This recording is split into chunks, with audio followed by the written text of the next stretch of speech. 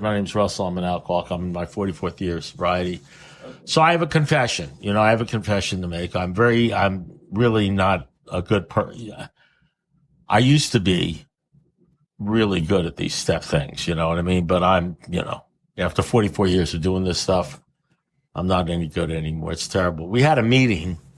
I'm just going to do the best I can with what I've got. We had a meeting today at one of my 4:00 meetings. I go to about 3 meetings a day, sometimes 4. This is my 4th meeting I go a day, and because I'm old.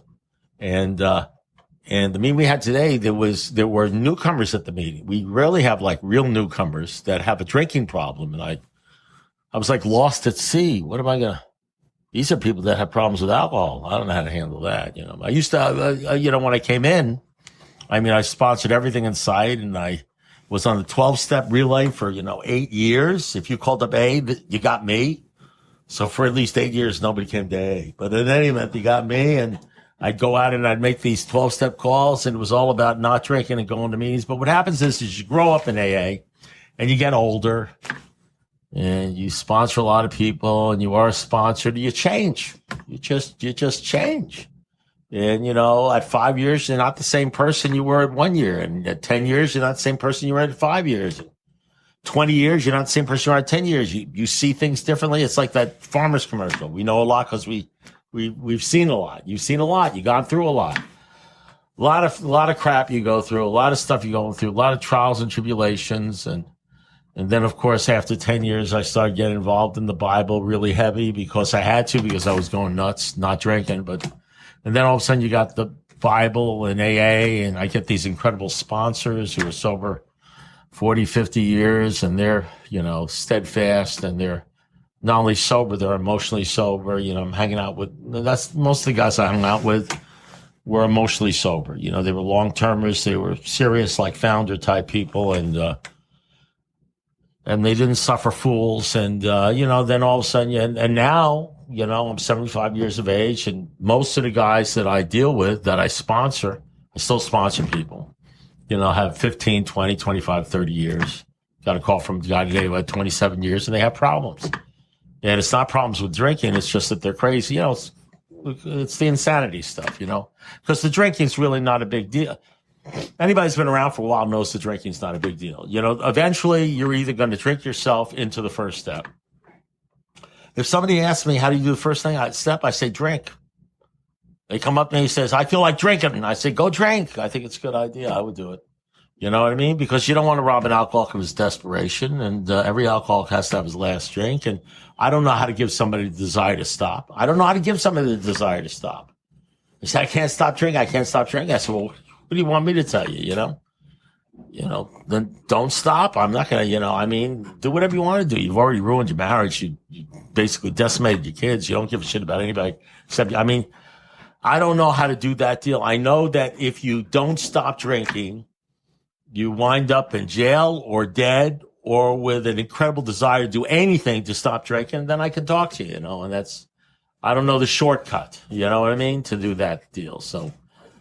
So I've been trying to fix people for decades, and I've never been able to fix them. I feel like Dr. Young. You know what he said to Roland Hazard? He said, I spent 6 months from your treatment center in Vienna, wherever the hell it was, and I'm drinking again. And Dr. Young looked at me. He said, listen, you have the mind of a chronic alcoholic. I've never been successful. What anybody's like that in mind. He said, I can't help you. You're going to have to turn to God. If Dr. Young, the greatest psychiatrist at that time, says, I can't help you, and he said, sometimes alcoholics have to hear that there's no hope. I came into Alcoholics Anonymous with the desire to stop drinking because I didn't think there was any hope. I thought it was life or death. And the big book says, well, this insistence on hidden bond, because nobody's going to do this shit we have to do unless we feel our lives depend upon it. So I don't know how to fix somebody. I can tell them my experience. I can do the testimony. I can shame them. That's okay. Not bad. Sometimes they need love, and sometimes they need a kick in the ass. Sometimes they need somebody to say, why don't you grow the hell up? I'm supposed to feel sorry for you. You've been married for 20 years. You're screwing around on your wife. You're screwing around on your kids. The house is in foreclosure. You went through all that crap drinking. Your wife had to go through that crap with you sober. Who should I feel sorry for, you or her? Sometimes alcoholics just need to hear the truth because they live in a fog. Because AA says, number one, this is what it says. It says the drinking's a symptom of the disease. It's not even the disease. Whether it's drinking or whoring around or love of this world or whatever crazy crap you're doing that's self-destructive, that's just a symptom of the disease. The real disease centers in our mind, not our body. And part of the real disease is that we're insane. That's why it says we can be restored to sanity, because we're insane. And when you're insane, unless you got two heads, when you're dealing with an insane person, we don't look insane most of the time. We got jobs. We come here fully dressed and in our right mind. Maybe not in our right mind, but fully dressed. Everybody's dressed here, you know what I mean? Nobody's jumping up on the table and peeing on the floor or anything. Everybody looks sort of sane. But I know you're alcoholics, so I know you're fucking nuts. I know you're crazy, you know? You're not fooling me. When I sponsor somebody, you know what I say to I say, well, one of us is going to drink. It ain't going to be me. Because I know you're one crazy son of a bitch. You're just here to drive me nuts. So the bottom line is that's what the book says. It says we're delusional. It says the real problem is we're selfish and self-centered. We don't give a crap about anybody else, and we're delusional. We can't separate the truth from the false. Our alcoholic life, which means our thinking, our life, how we are, you know what I mean? Our alcoholic life seems the things we do that are absolutely outrageous and hurt people seem normal to us. I never did anything unless I thought it was a smart thing to do for me. And I wound up divorced, losing my wife, my kid, my house, and everything. But I didn't say, let me see whether I can do something to really screw up my life. I said, well, this is the smartest move in the world. My best thing in the world got me into this thing. So now imagine what the deal is. So now I'm supposed to remember. So there's a lot of stuff I don't remember because it happened like 40 years ago, 45 years ago, 42 years ago. But yeah, that linked up with the fact that I've got Alzheimer's or senility or whatever it is. It's all sort of fuzzy. But the people that call me up now, listen, I'll help anybody. I'll help newcomers. But the truth of that is, I'll be honest with you, I get somebody who's got a drinking problem, I'm going to turn him over to this guy because he's got a week or something. He could probably handle it better than me, and so the bottom line is the people I get calls from now have like 10, 15, 20, 25, 30 years, and they're dealing with the other problem. They're crazy. They deal with a crazy problem, okay? They don't think they're crazy, but they are crazy. That's why they're calling me. They're calling me because they got to the point where they're crazy. They don't think they're crazy, but their life is becoming unmanageable. And their life is becoming unmanageable, and it has nothing to do with the drinking. The life is unmanageable because of their thinking. And so they want to call me up because they're pissed off at the wife, or they're going through a divorce, or they don't have any money, or something terrible's going on in their life. They want to make some sort of moves. They want to check something out. And they're crazy. And one of the things that you realize, I don't know whether you realize it early on. I'm not sure you realize a lot of stuff early on. You sort of see things. How do you learn how to sponsor people? You sponsor people. That's how you learn how to sponsor people. I don't know whether I should sponsor. I said, well, you're going to do a terrible job. You'll probably kill a few. That's okay. They'll be like guinea pigs. It's like a mercy sponsor. Just sponsor them. They actually see something in you that they want what you have. God bless. I have no idea why they would pick you to be a sponsor. It's like, to me, it's like the touch of death, but you know what I mean? But apparently they like you. So don't say no, say you'll sponsor them. If you don't know the answer to a question, say, I don't know. Let's check with my sponsor or something like that. Yeah, they're alcoholics. You're not going to kill them. They're going to kill you. We're alcoholics. We're like cockroaches. After a thermonuclear blast, the only ones around are going to be alcoholics. We get in head-on car crashes. We kill a family of 4 and we walk away with like a bruise. Alcoholics don't die. Bad things don't die. Only the good die young. You're not going to hurt anybody. You can't do anything to hurt an alcoholic. They'll kill you. They'll drive you crazy. If you don't understand how alcoholics will drive you crazy, you're not sponsoring enough people. They'll ask you a question. You'll think that they actually want your help. They don't want your help. They just want attention. You'll tell them, I'm in love with a heroin addict and she keeps on going out and she keeps on using heroin. And last night she tried to stab me with an axe and she's going to kill me. So what do you think I ought to do? I said, well, I think you ought to move out and maybe get another gal or something like that because I think she's crazy. Says, no, you don't understand. And they'll tell you about love and they'll tell you about, but what about tolerance? And shouldn't I give you a second chance? And after about 15 minutes, you'll have to go to Al-Anon because you'll start thinking there's something wrong with you. You know what I mean? Because maybe you were wrong and then they drink again. You know, they're not going to listen to you. They're going to drive you crazy. You know, you're going to start thinking there's something wrong with you because they're not going to listen. They don't want to listen. They want to do what they want to do. They just want to continue to have sex or whatever it is. And they're just talking to you, wasting your time. So the bottom line is that one of the things that I understand now, I didn't understand it at first, really totally understand it, because you got to digest it. You got to live this stuff. It's one thing when you listen to a guy like me or listen to somebody in a room and you sort of get an inkling, you think you know what they're talking about. You might even agree. You may say, hey, I like that guy. That's right. But the truth is, it's you agree with it intellectually. It's another thing when you live with the craziness. It's another thing when you're watching the craziness. It's another thing when you're dealing with your own craziness. You know what I mean? And you realize you're crazy. You know, some guy in the room starts sharing about some crazy thing he did or she did. And you look at him and you say, man, that guy is fucking crazy. And then all of a sudden the thought comes in, holy shit, I was doing that last week. You know what I mean? We're just like blind. We're blind to our craziness. We look at other people, think they're crazy, and we're doing the same thing or worse. And we don't even see that because it's like different circumstance, different way. Or we have another excuse. You know, I'm a rationalizer. I tell myself rationalize. And so, you know, when you first start doing the steps, and I did the steps, but why did I do the steps? Now, here's the truth. You know why I did the steps? Because I didn't want to drink. Now, let me tell you something. There's nothing wrong with working the program because you don't want to drink. Did you know that? I'll bet most people do the steps because they don't want to drink. What do you think of that? I'm thinking that's my theory.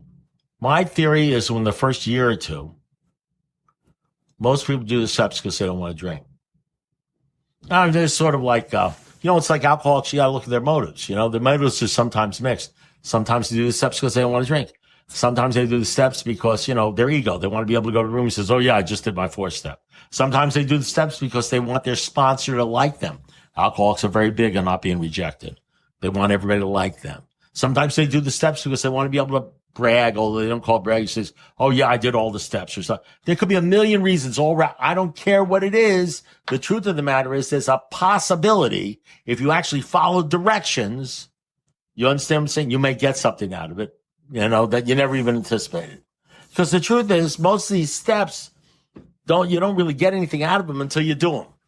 Sometimes you don't get anything out of these steps until it's 5 weeks after you do them or 5 years after you do them. But the truth of the matter is why did I do the 4th step and the 5th step? I did the 4th step and the 5th step because I read it. I read it in the book. It says, why all this insistence on doing the 5th step? Because most people drink, and I did not want to drink. So there's like a real good reason why you want to hit bottom on the 1st step. Because the truth of the matter is if you come in here with the idea that you sort of get along, go along, and you're going to do what, you know, you're going to do this, but not do that, if you haven't gotten to the point where you're worried about drinking, there's going to be a few of these things you're going to skip or you're not going to do them. You're going to lie to your sponsor. You're going to use alcohol code. Like you say, well, did you do your 4th step? He says, oh, I'm working on it, which is alcohol code for I ain't never going to do it. So get off my fucking back. You know what I mean?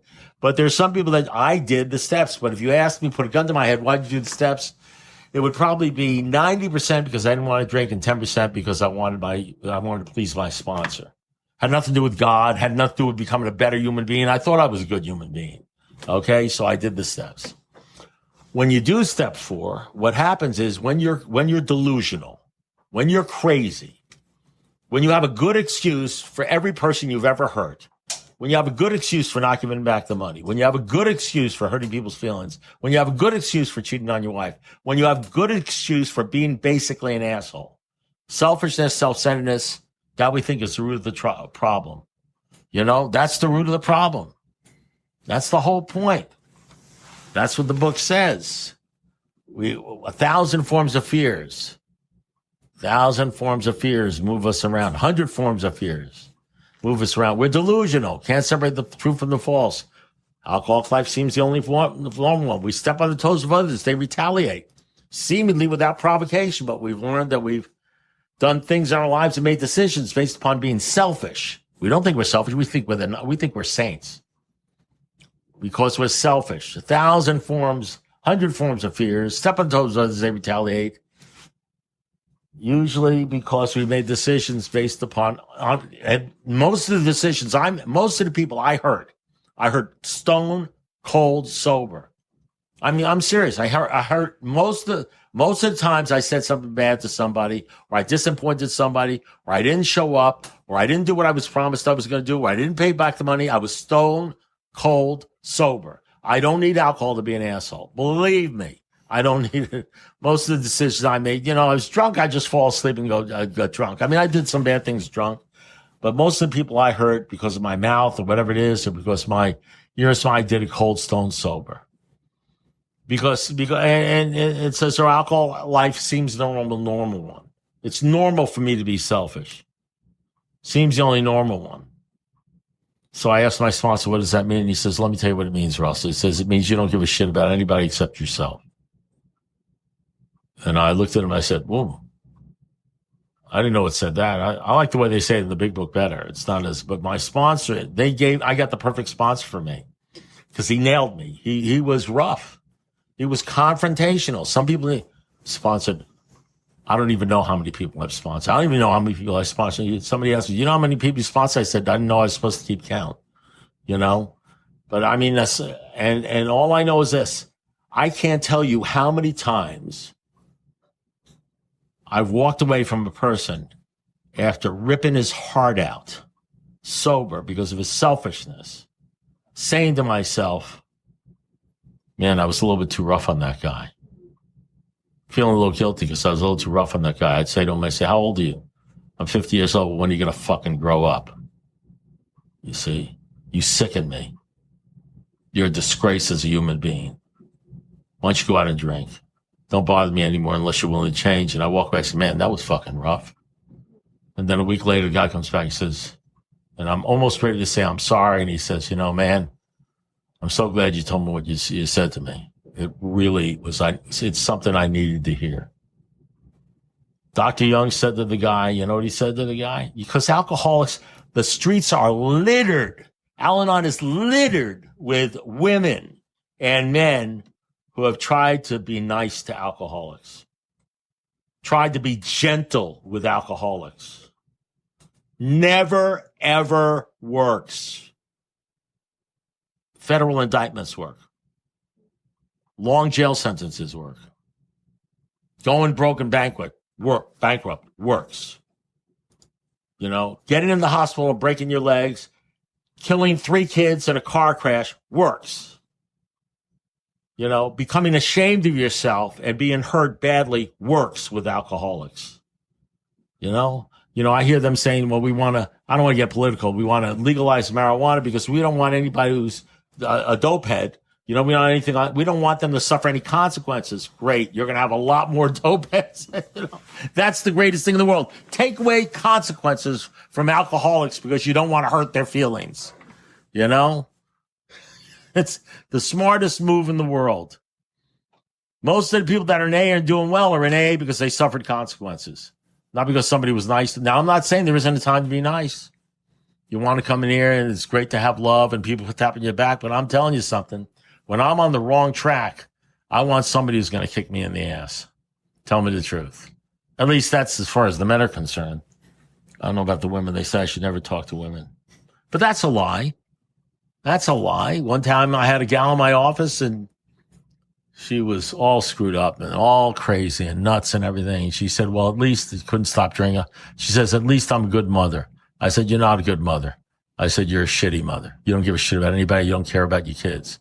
Because she happened to be talking to a guy whose mother was a drunk. I was brought up by a drunken mother, and I loved her, but she was a drunk. And she ripped my heart out, and she hurt a lot of people, But this is what this gal decided, that she was okay because she was a good mother because she loved her. I said, you're a drunk. And I told her, I said, listen, my mother's drunk. You're a drunk. You don't give a shit about it. You know what you love? You love scotch before your kids. She got mad. She said, I didn't come here for this shit, She walked out, and then 30 minutes later, she came back. She says, can I come back?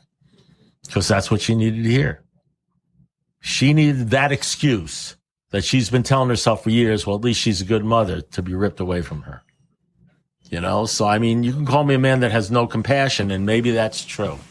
Okay, but some people need to hear the truth. And the truth of the matter is, what the fourth step is about is trying to get you at the point where you can honestly share with other people in a genuine way, not the bullshit.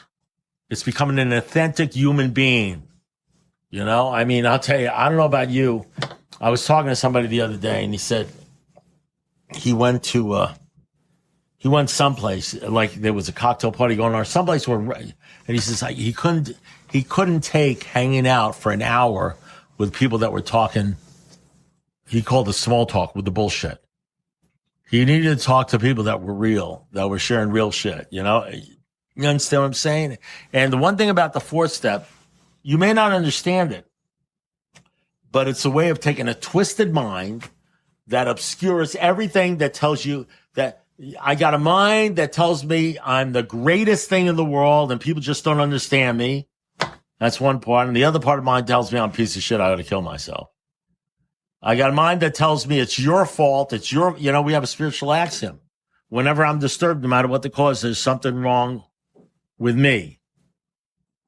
My mind automatically says, whenever I'm disturbed, no matter what the cause, there's something wrong with you, or you, or you, or the situation. I'm never pointed at me. I don't like people that point at me. I ain't going to talk to people that point at me. My first wife, this is the alcoholic mind. I never came home sober. I come home at 3 o'clock in the morning. She was there with the baby. Almost every night I come home at 3 o'clock in the morning drunk.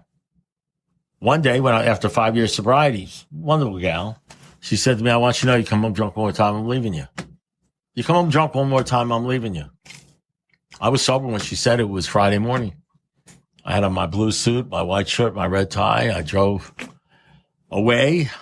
I came to the red light. I was sober. I was more sober. I was more sober than I am now. I was sharper than I am now, you know, because I was younger. I was like 25. I said to myself, man, what the fuck she mean by that? Because it was complicated, you know. I graduated departmental honors in mathematics, right? PhD, and, you know, I was going for my PhD in algebraic topology. I was a lawyer, division chief in the state's attorney's office, trying murder cases. If you come home drunk one more time, I'm leaving you. 12 words. I said, man, it was confusing. What could she possibly mean by that?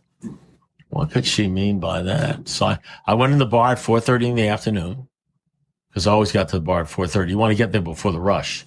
You know what I mean? And I started having my drinks. You know, I ordered one drink, a double scotch, neat, no ice or anything. Whack. I was a fast drinker. Didn't drink a lot, drank fast. I drank for the effect. I drank for the noble art of getting drunk. You know, I didn't drink for the taste. You know, you don't drink scotch for the taste, although I developed a taste for scotch, I'll tell you. And my buddy, Doug, came up to me and he said, hey, Russ, it's good to see you, my drinking buddy. I said, Doug, he says, I can only stay for one drink. And I ordered my other drink, my second double scotch, whack. He says, what do you mean? He says, listen, Ronnie tells me if I come home drunk one more time, I'm leaving you. I'm leaving you. She's leaving me. I can only stay for one drink. Doug puts his arm around me.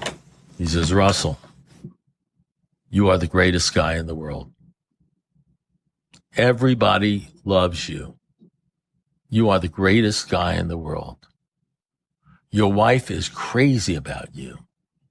Your wife is never going to leave you. You are the greatest guy in the world. She loves you. We all love you. You're a great guy. I'm thinking, shit, that's exactly what I was thinking. I got home at 4 o'clock in the morning. That was the end of my marriage. Lost my house, lost my wife, lost my kid. See, that's the way I think. I think the way Doug thinks. I think the way the guys in the bar think. You know, I still hang around the guys in the bar, you know, but they're in here now. They're all in here now. They think like, a lot of them think like Doug thought. I got to watch out for those. I sponsor those guys. That's how crazy I am. That's how my mind works. I'll flush my whole life down the tube because my mind on a dime will start thinking crazy stuff, you know? And so the fourth step, doing it the way they tell you to do it, whether I know it or not, I think that's the key, right? I do the fourth step, then I don't have to worry about it anymore. I don't have to worry about anything anymore. Just do the fourth step, and I'm cured. My mind is now working great. I just do the 4-step one time and my mind is working great. Let me tell you something. My mind is like, I need that. Remember that movie, Young Frankenstein? What kind of brain did you bring me? Yeah, I don't know, the brain of abnormal. My mind is abnormal. I need a new mind. My brain is beyond repair. The craziness self-generates, it doesn't go away. It's because they really need to replace the motherboard. They're using the same motherboard that they used that in the first place.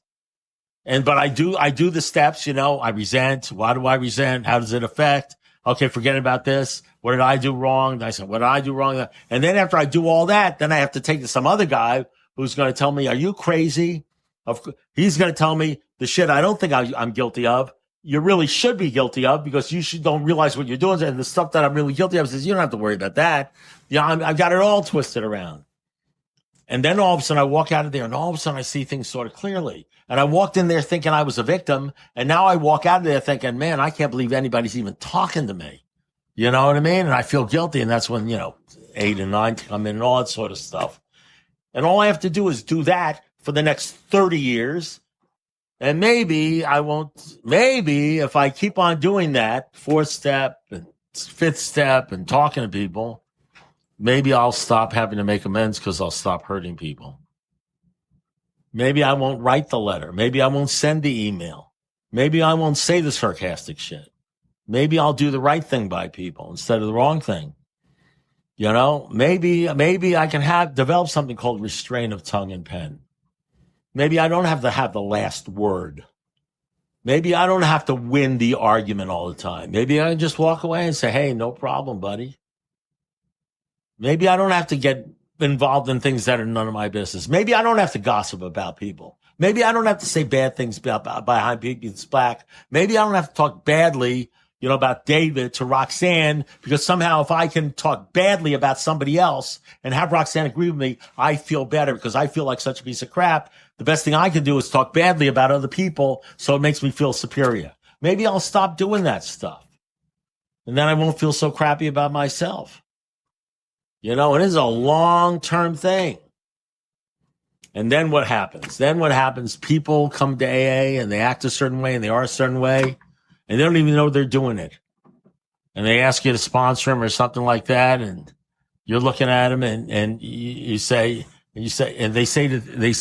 come out to you with a problem and you tell them, well, here's the answer. Here's the answer to your problem. You're selfish. You don't give a shit about anybody except yourself. And they say, you don't know me. He says, no. You see, here's the thing. I know you. You don't know you. Because I am you. Because I used to think that way. And I used to act that way. And I used to use that excuse. See, I know you. I can see right through you. You can't see right through you. You know what I mean? And that's why your life is so fucked up. And that's why you're such a mess. And that's why your kids won't talk to you. And that's why you're broke. And that's why you're feeling so shitty. You don't know you. Because what you are is you're confused. But you don't know that because your way of thinking seems normal to you. It's normal to you to blame other people and all that sort of stuff. That's normal for you. And let me tell you something, that happens. I know people that happens to that have 25 years, 30 years, 35 years. And it's also mixed up with the God thing, but I'm not going to go into that deal. So what I do remember is that after I did my 4-step, one thing I remember about my 5th step, I don't remember a whole lot because it was like over 40 years ago. I really don't. But I remember about my 5th step is I knew I had to do it. And for some strange reason, even though I had a great sponsor, I felt funny. Alcoholics feel funny about talking about crap to other people. I had a guy call me up today who had like 28 years. And he tells me about all these problems, this particular problem he's having. And I started talking about what meetings you're going to. And he tells me the meetings he's going to and how fucked up they are. He's telling me how fucked up the meetings are that he's going to. All the meetings are fucked up. They're all fucked up. Every one of them. Because the people are all fucked up. Because the people don't really give a shit about anybody. And they're like little cliques and everything like that. And they're all fucked up. I said, well, why don't you So you don't talk about any of this stuff you're talking about me now. I talk to you once every 6 months. So this stuff you're talking to me about, you don't talk to anybody at this meeting. He says, I can't talk to anybody at that meeting, what they're about. They're all a bunch of cliques. They don't care. People don't talk about this stuff at meetings. I said, they talk about this stuff at the meetings I go to. No, I said, sure they do. You know all the meetings I go to. I never see you there. You can talk about the meetings I go to. No, they wouldn't understand. I said, let me tell you, here's the problem. The problem is you're fucked up. The meetings aren't fucked up. The people aren't fucked up. You're fucked up. And you'll be lucky if you make it to 30 years. I said, I'll tell you, you call me back when you decide to start going to meetings and talking to people because you're fucked up. You don't go to meetings. You don't talk about what's going on. You just sit in the back and you're not even doing AA. I don't even count you as sober. And I hung up the phone. You know, so you probably think that's mean. Well, maybe he'll drink again, you know, get it over with, right? Or maybe he'll think about it, you know. He's basically signed out of AA. But that deal, I don't look down on him because but for the grace of God go I, because I know what it's feel like to have be the solitary man and have crap going on in your mind. You know what I mean? That you know you can't share with anybody. I don't know what it is. Is that false pride? You're worried about what they're going to think about you or anything like that? All I know is it's real. All I know is it's real to have a lot of shit going on in your mind about yourself and not being able to share with anybody. So all I can tell you is what I remember is I had a great sponsor, but I didn't want to share my 4-step with him. So I took my 4-step, but the guy I trusted was a psychiatrist that I went to like 2 years before that. I'd made an appointment with him. Like an appointment, I paid for like 2 hours or something like that. I went in there, I brought my 4-step. I went through the whole thing with him. And, of course, he's got his book there. He's looking through his book. He says, he's saying things like, I don't say anything about drinking here. Whatever. But I go through the whole 4-step with him, you know, the way you're supposed to go through it, I suppose. And, I got it off my chest or whatever I did. And it was probably the worst 5th step. It was probably and I know for a fact that the only reason I did that is because I didn't want to drink. Because I remember reading that part of the big book. It says, why all this insistence on doing, why go to do the 5th step? Because this is the reason why. And this is what they say, because if you don't do it, you're probably going to drink. And I remember doing the 5th step. I couldn't do it with my sponsor, going in there, making an appointment because I didn't want to drink. And I figured then I won't drink again. So I went in there. I did this 5th step with him. Okay. Then I go to a meeting that night. That night I go to a meeting. It was, I can't remember what group was. It was called the Little Group, Concordia Little Group. It was my group, my home group. My sponsor they were all the people there, and they were having a discussion meeting on the 5th step. And it's like one of these things that goes around the room. I don't remember whether they had a mic or not. Some guy gets the mic and he says this. This is what he says. Well, I don't really know anything about the 5th step. So now you know you're talking to a real expert, you know, because this is how way alcoholics say. I don't know anything about the 5th step, but I know one thing. You can't do it with a psychiatrist. And I swear it was like unbelievable. So I immediately decided I was going to fucking murder the guy. I was going to kill him, that son of a bitch, you know, and all that sort of, I was getting real mad. I had missed the part when he said, because you missed this, because I'm sensitive. I don't like, he was like criticizing me.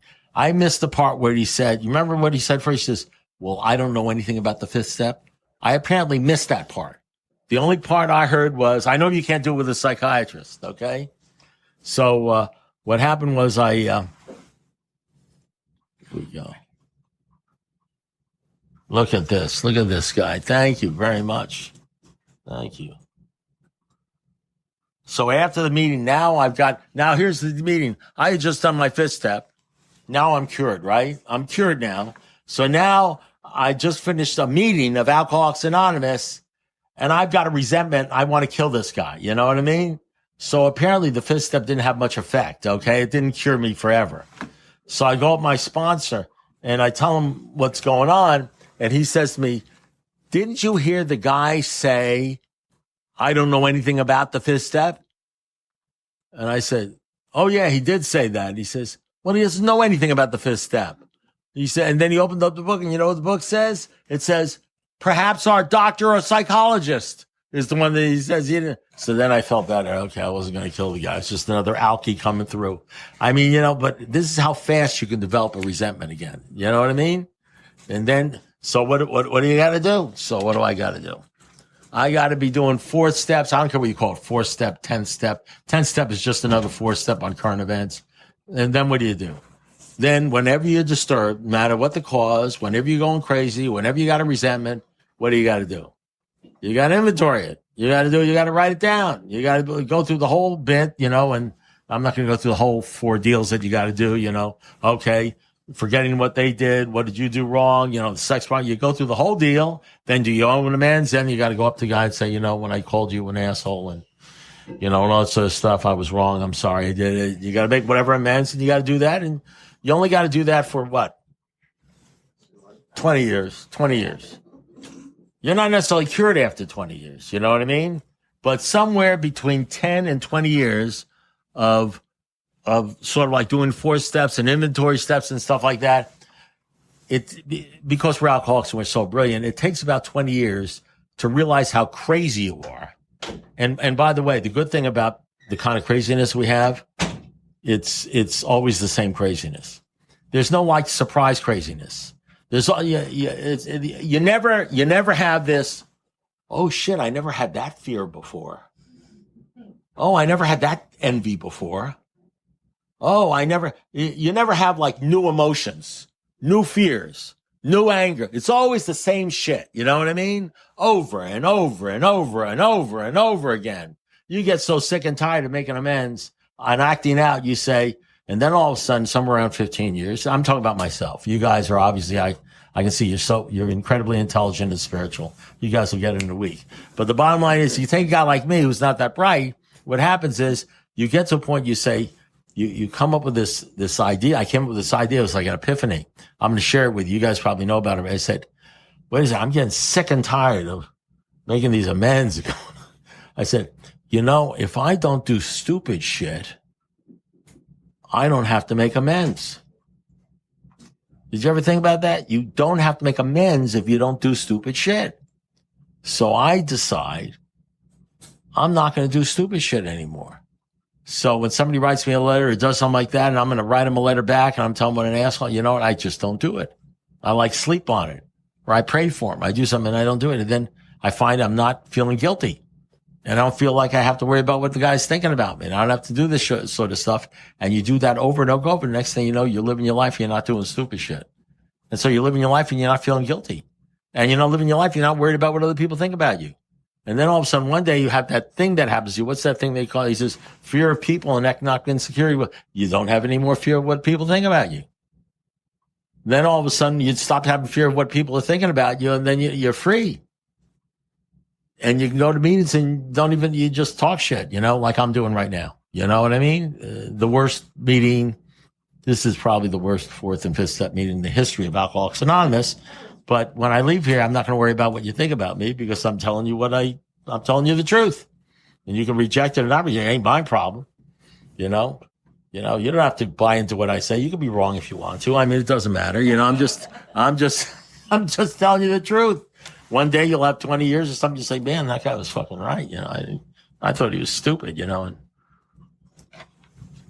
that's the deal. And so that's what this 5th step is all about. And then you become genuine. You become authentic. You're not trying to impress people. You're not trying to argue them into thinking you're right or you're good or anything like that. You're telling them the truth. And if they're not psychotic and they got the same disease you do, because deep down inside, whether we're men, women, black, white, purple, whatever we are, the truth is the disease looks the same in all of us. It looks the same in all of us, Somehow you'll ultimately get to the opinion is, this is what the deal is all about. And if you do it right, the good news is if you do it right, you'll get them promises happening to you in your life. That's probably, by the way, that's probably a good gauge as to whether or not you've been doing this thing right, whether you have the promises happening to you. You know what I mean? When I say to guys, when they say to me, well, I got 5 years and it's not happening to me, I say, because you got another 15, 20 years to go. You just got another 20 years. You're not going to hurt anybody. You got 20 years. Don't worry about it. It's going to work out. It takes time. You listen, you know how crazy you've been. How old are you? I said, I'm 35. How long have you been thinking crazy like this? Well, about 35 years. I said, well, just 35 years in, 35 years out. It takes another 20 years, give it another 20 years. You'll be okay. You got nothing better to do anyway. Right? Yeah. This is like simple. This isn't rocket science. You got a crazy brain. I mean, believe me, it ain't your foot. It ain't your big toe. It's your brain. You got a crazy brain. Now you can do it. Now in the old days, they had a faster way of doing it. It was called the lobotomy. They take a little thing, they put in you and they twist it around and you don't even have any problems anymore. Well, the only problem is you take about a step a month, but you can do that. Yeah. It's just do a lobotomy or, have what I call is the algae brain transplant, where they take out your brain and they replace it with the brain of an orangutan, which works sometimes. Some people have to do that, and they're actually walking around the rooms. You don't even know about it. But the bottom line, most of us have to go through the process. It takes a long time. Let me tell you something. You got people in Alcoholics Anonymous that got 20, 25 years and they're absolutely nuts and you don't know it because something, they know how to do the, they know how to do the deal. They know how to talk and they know what to say, anything. You don't have no idea what's going on. Oh, he's got 20 years. He's well, he's got 44. He must be well. I'm not well yet.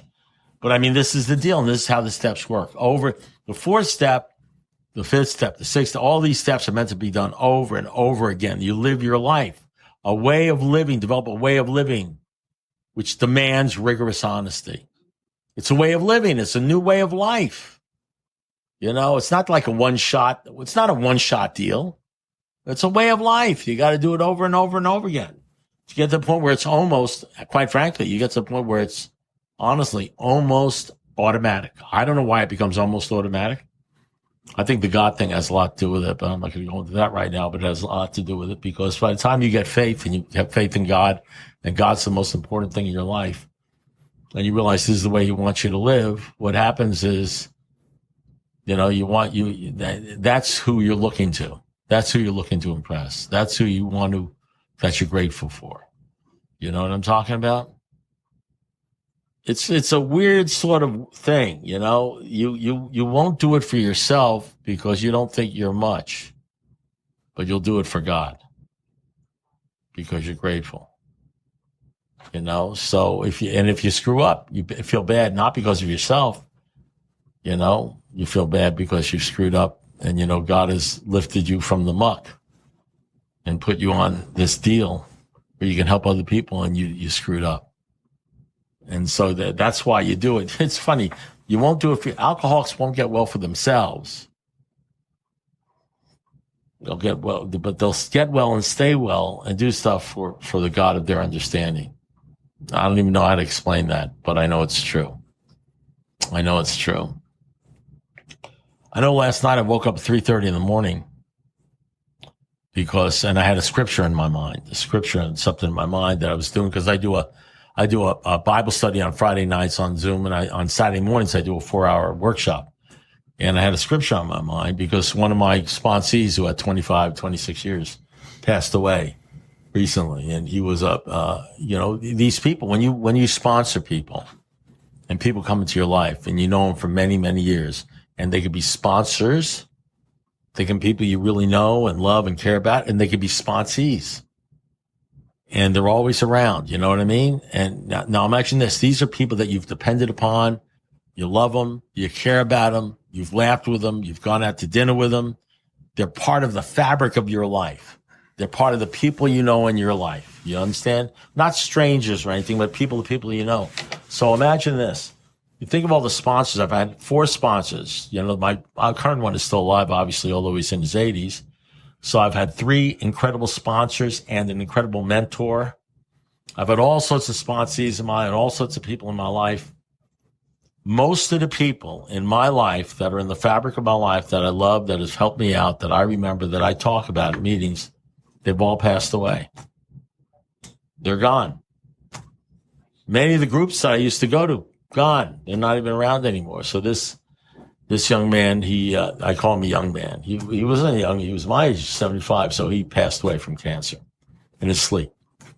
And so I, when something like that happens, it takes a piece out of you. I mean, I'm telling you, it takes a little spin off your fastball when you start realizing you're not going to see this person again, And the bottom line is now, and what you ultimately realize now, this gets a little heavy, so you can ignore this part. What happens is, because I happen to be a Christian guy, I'm born again Christian guy. What happens is I know I'm going to see him again. I believe in eternal life. I believe in all that stuff. You know what I mean? But what happens is you realize that everybody's going to be taken away. Everybody's going to. If you read the sixth step, what the sixth step is about, it's a repeat of really the book of John. And the book of B says, do not love the world, the things of this world. The lusts of this world, the things you want, they're all being taken away. There's going to be a point in your life. You're married, your wife is going to die, or you're going to die first. Your parents are going to die. It's the car is going to leave. It's all going to be taken away one day. One day it's all going to be gone. I don't care who you are. Whatever it is forms the fabric of your life that you're dependent upon. I have a cell phone. You ever misplace your cell phone? You think you lost it, or maybe you left it at a restaurant or something like that? You know what that feeling's like? I mean, this sounds crazy. You know what that feeling's like? Every number I have of every person I know is on a cell phone. I don't know their numbers. I wouldn't be able to dial them up on the phone. To get from here to someplace else across the way, if I don't have my cell phone, I won't be able to do it. My whole life is dependent upon my cell phone. You understand what I'm saying? You know what happens when you lose your cell phone? You're without a cell phone? You feel like your life is gone. You know what I mean? Like how you going to live? It's like panic city. Well, there's going to reach a point where everything you think is important in your life is going to be taken away. I'll tell you something. You think you've been through shit when you were drinking? You think now that you're not drinking, all the problems are over? Let me tell you something. The money's going to go. The health is going to go. The cancer is going to come. The people are going to die. The only difference is before, when they died and all that stuff went, you were drunk. So you barely knew it. You know what I mean? Because you could drink. Now you're going to experience all the shit that life can give you and all the stuff it can give you and the stuff taken away, and you can be cold stone sober. Let me tell you, it's all going to happen. I don't care how much time you're going to have. You don't want to go through this thing sober without belief in God. Because I'm up at 3:30 in the morning, and I'm thinking about James, and he's not around anymore, and I'm thinking about this scripture and everything like that. And the scripture has something to do with what we're talking about now, utterly abandoning yourself to God and things like that. And I couldn't get back to sleep, And what I decided? I said, God wants me to wake this shit up and write this stuff down and do some research. And I put together a whole thing for the workshop, because my mind works differently now. My mind used to work like, oh, crap, my day's going to be crappy now. My life's going to be crappy. I'm not going to get any sleep. I can't get back into sleep. What's going to do? The whole world's going to be. And all I said to myself, I said, the Lord wants me to write this stuff down because I'll forget it. And I got up and I worked from 3:30 to like 5:30 in the morning, 6 o'clock in the morning, put all this thing together for, Saturday's meeting. And then went to sleep for about an hour. And then I woke up and everything was fine. It's just a different way of thinking about things, a different perspective. How we get a new perspective? Repeated humiliations, final crushing of our self-sufficiency. So, for me, when I used to do the fifth step, and I'm going to end down many, many years ago, it was all mechanical to me. This talk right tonight, I could never have done this 30 years ago or 20 years ago, for maybe even 10 years ago. It would have been all about, well, this is how you make the list. This is how you do the thing. I open up the book and I talk about some of this stuff I would have said. And this is how I did the fourth step. I probably would have told you the fifth step story. But how it plays into your life and how you change and become a different human being, and how important it is in order to live life without being in fear and without hurting people. I would never connected that stuff, That's, you just have to live this thing and see how sometimes you gotta They say hindsight is 20/20. Sometimes you just have to look back. You can't see it as you're going through it. It doesn't make any sense as you're going through it. It may not even make much sense after you get out of it. Sometimes you look back over what's happened in your life in 20 years and say, I'm so completely different than I was 20, 30 years ago. What happened? And you start putting things together. So that's all I have to say about 4 and 5. And next week we'll do 6 and 7. So thank you very much.